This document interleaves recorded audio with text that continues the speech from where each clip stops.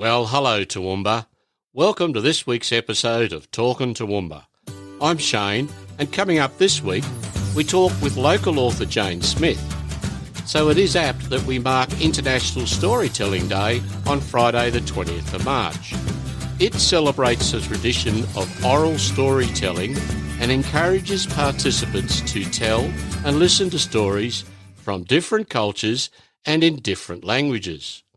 We also chat with Ben from the Lit Festival, running all this week, and head to the top of the range to hear from chef and owner Nic of Charred Restaurant.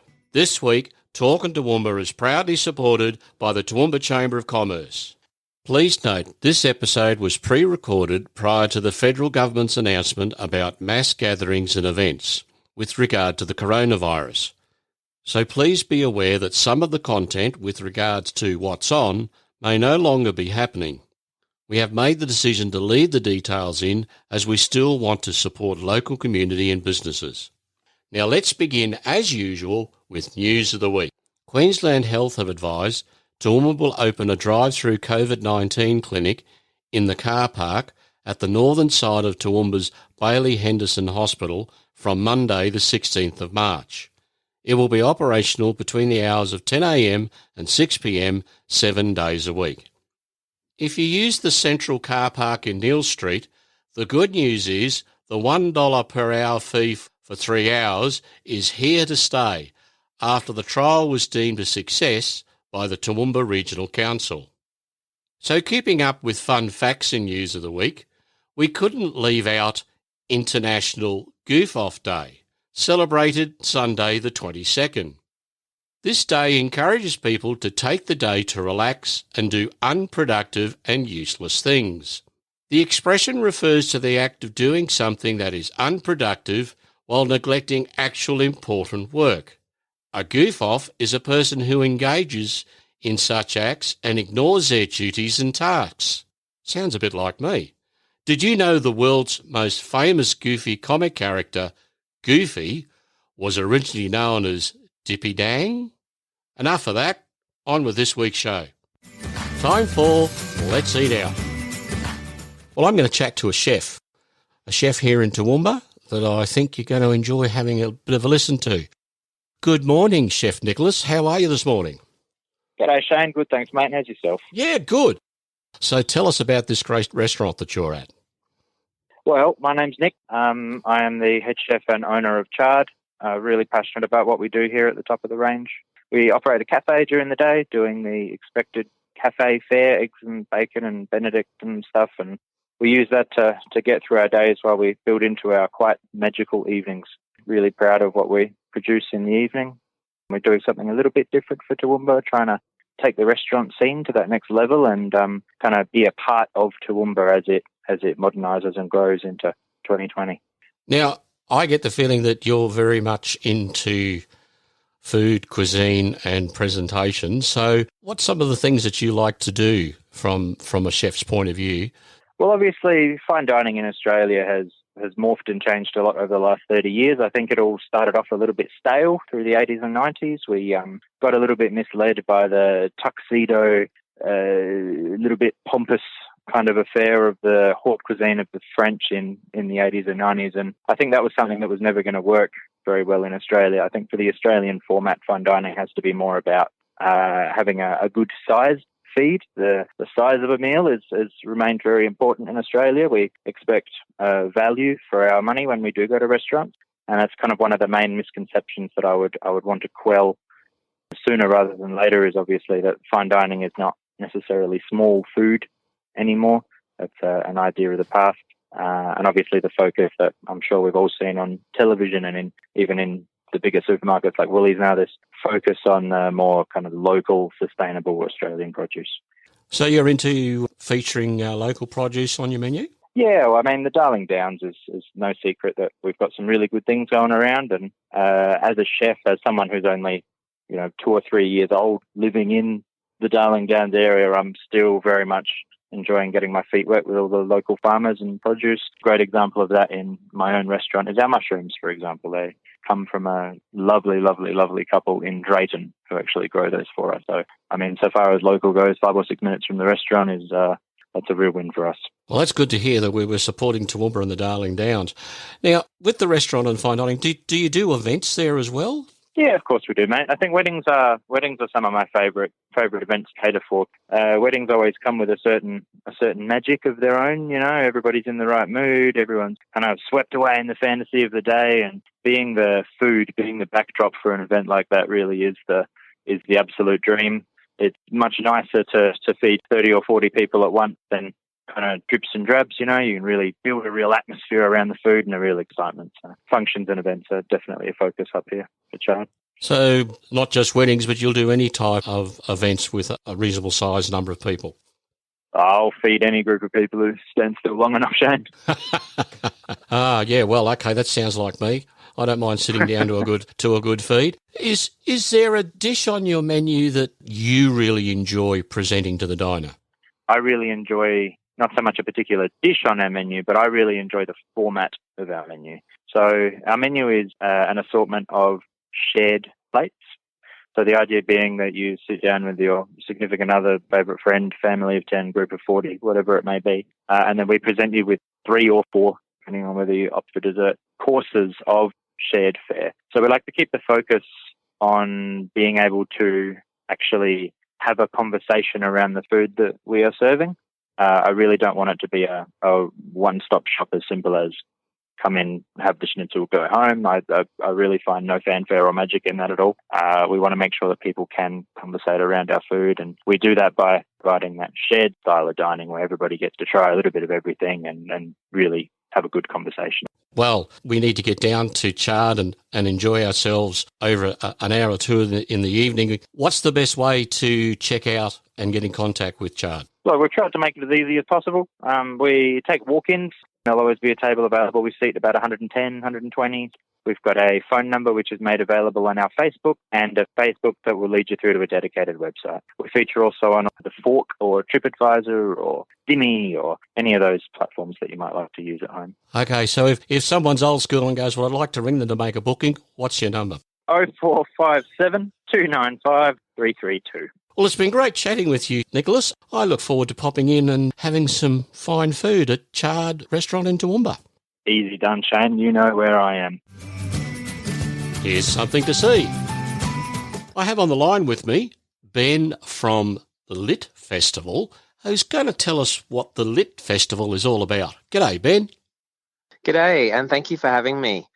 Lit Festival Stories in Light is a public arts event held in the middle of Toowoomba, and we're all about bringing stories from the region, past, present and future, and presenting them in a really creative way, and that's through light, art, projections, sculptures, workshop and performance. So there's a lot going on, and it's all free. One of the ethos of the festival is to make this arts and community event as inclusive as possible, and that's why we hold it in the public space. Okay, so exactly where is this festival taking place, Ben? Yeah, so there are 3 precincts in the CBD.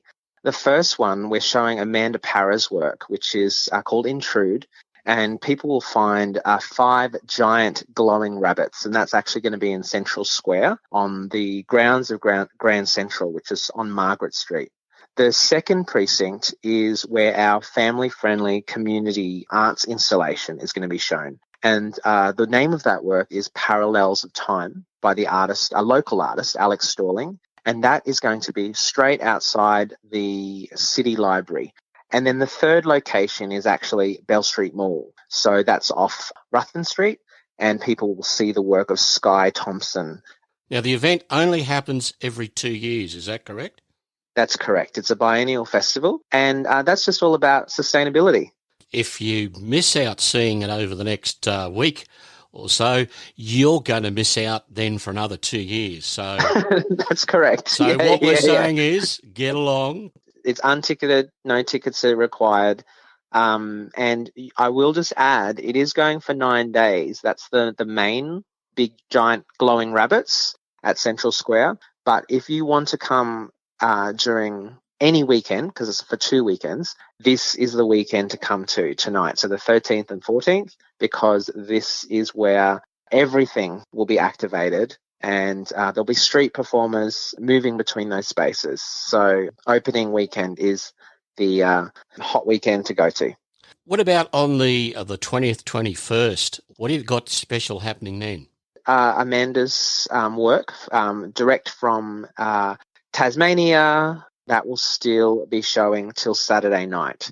So if you haven't made it across the week, then that weekend will be the last opportunity to see it until 10 o'clock each night. And then there'll also be a closing party that Grand Central are putting on. There'll be some live music, just a nice celebratory community event. Now, if people are wanting to actually find out a little bit more about this, you've got a Facebook page? Yes. If you go, just type in Lit Festival Toowoomba into Facebook, you will find us. That is probably the best place to go because it will be updated over the course of the weekend and it will be good to see other people's pictures and whatnot. There's a bit of hype that builds and word of mouth. It's a very Toowoomba thing that then people kind of go, oh, I don't want to miss out. I want to be part of this. Alternatively, you can go to Instagram and go to lit.festival and you'll find our stream. Question for you that I ask all my guests. Ben, what's your favourite thing about Toowoomba? So my favourite thing about Toowoomba is that there really is a change of pace. I've been here this is coming on to my 11th year. And when I travel out to the region, maybe fly out to bigger capital cities, do find returning back to Toowoomba, I really just kind of sigh and really kind of sink in to that feeling again that everything is really quite easy. We're very lucky to live in a place where, we're not commuting hours in traffic, that we have beautiful parks. We have the Four Seasons, which, it's going to be chilly tonight and during the festival. So I do recommend people rug up. But, it really is that livability factor. Change of pace. It's not too frenetic. And, it's a beautiful place to live in. Tree-lined streets, who could ask for that when you're just driving down a local suburban street? Ben, look, I want to thank you for your time. It's been great chatting with you and finding out about the Lit Festival between now and Saturday the 21st. I will see you there. See you there, Ben. Thanks for your time. Bye. Thank you. Bye. Marianne and her microphone is available for all of your singing and event MC needs in Toowoomba and the local area. Marianne is the only person in the Darling Downs to offer musical messages which are a unique and modern spin on the singing telegram. It makes such a perfect gift for your loved one. For more information, visit Marianne's Facebook page at Marianne and her microphone. Now, in the spotlight. Today we're talking with Jane Smith, a local Toowoomba writer and librarian, about her new book, Ship of Death. Hello, Jane. Hi, Shane. How long have you been writing? Well, in earnest since about 2014. That's when my first books were published, but I've always enjoyed writing. And I think, my first book was actually published in 2008 by the City Library, and then there was a bit of a gap there, and then I really started getting into the writing career about 6 years ago. What type of books do you like to write? I mainly enjoy writing about history and any type of history. I like non-fiction and I like fiction, and I've written for adults and for children. So it's mainly, I really enjoy the research element and translating my research into words and trying to make it accessible to my readership. So, yeah, just like sharing true stories and sometimes putting a fictional twist on them. Okay, so now your latest book is called Ship of Death. Could you tell us Yes. a little bit about the Ship of Death? Well, it's a really sad story.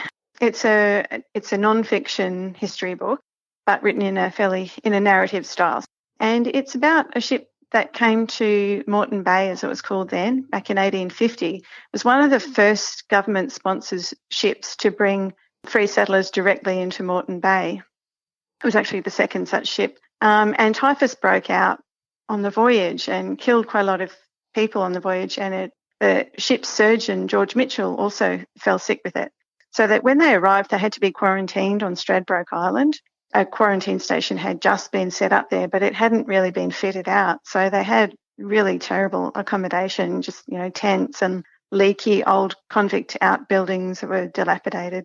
And they were there for over 3 months, and it was an absolutely terrible time. The ship's surgeon eventually died, and another surgeon came out from Brisbane to help, and he died.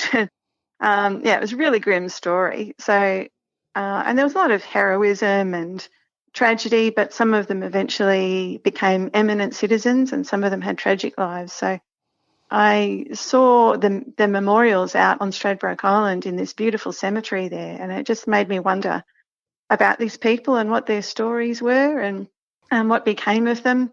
So I decided to research that and to put it into a book form, just preserve that part of history. Yeah, it sounds like it's a bit of an interesting follow of our early settlement here. Yeah. Now, I also believe Kerry O'Brien wrote the foreword for the book. Now, that must have been a bit of a thrill for you. Tell us about that. It was a real thrill. I found out his ancestors were aboard the ship. They were a husband and wife with small children.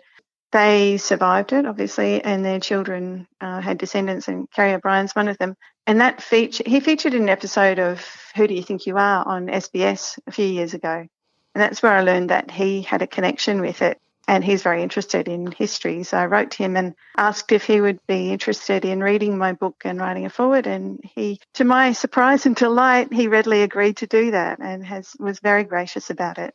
That's excellent. Now, how long have you lived here in Toowoomba? It's been just over 20 years, I think 21, 22. Yeah, I grew up in Brisbane and then lived in New South Wales for a little while and then moved up here in the late 90s. Now, I'm going to put you on the spot. What's one of your favourite things about Toowoomba? Well, I think the size of Toowoomba makes it conducive to a nice lifestyle. It's small enough so there's a really good community, and big enough now I like how it's become a more diverse community. And, it's easy to get around and you often run into people you know, and I just think it's a really nice lifestyle without all the hassles of the traffic and smog and all that sort of thing. So, yeah, I really enjoy it here. I think it's a beautiful place. Now, look, lastly, before we go, you better tell us where we're able to buy Ship of Death and your other books that you've written. Yeah, sure. You can buy them from some of the bookshops in Toowoomba, the Book Tree, Cobb & Co Museum. Dimmicks have been stocking it. You can also buy it through my website. And your website is? janesmithauthor.com. And from there you can find links to any of my books, and you can buy Ship of Death also online through Amazon, Booktopia, any of those sites. Or if you're local, you can just contact me directly and I can get a signed copy out to you. Excellent. Well, look, thanks very much for your time today, Jane. My pleasure. I'm sure that this book, Ship of Death, is going to make an interesting read. Right, thanks very much, Shane. Thanks, Shane. Bye for now. Bye. This is What's On. Welcome to What's On, brought to you by the Toowoomba Regional Council. Now let's start with a jam-packed week of events.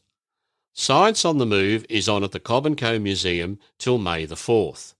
The Lit Festival will light up our night sky again, running from the 13th to the 21st of March. All events are free. See their Facebook page for details.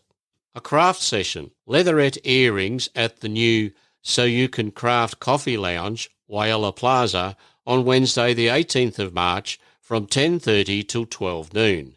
Bookings are essential. See their Facebook page for details.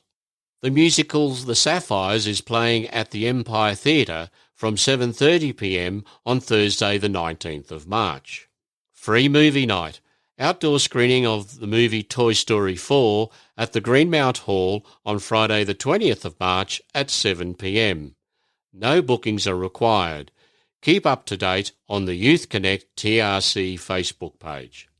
The Toowoomba Steam Weekend, presented by the Southern Downs Steam Railway, is operating 4 train trips from Toowoomba Station to Wairima and back. 2-hour round trip, 9am till 1pm Saturday and Sunday. Book on their website sdsr.org.au